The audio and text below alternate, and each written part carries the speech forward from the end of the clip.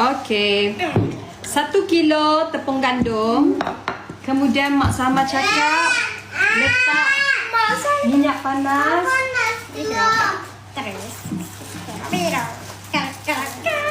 Tak boleh lah buat rancangan masak-memasak macam ni. Saya kata nak kasih dia rangup, kena letak minyak sama ada minyak masak yang kita panaskan.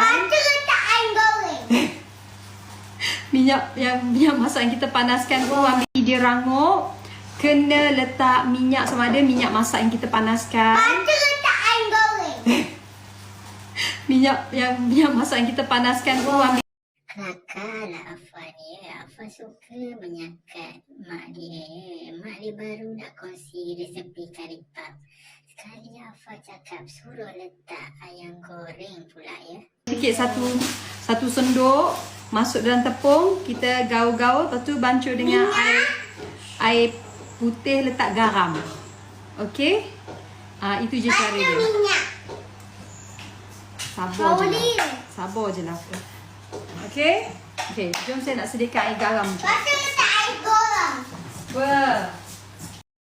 Rasanya kalau ikut resepi Afan ni memang tak jadi kari puff ya. Jadi ayam goreng lah jawabnya. Afan kata lepas tu letak. Ambil air biasa. Okey. Buat kari puff ketok tea, ya betul. Sikit Puasa je. RM2. Apa RM2 dek?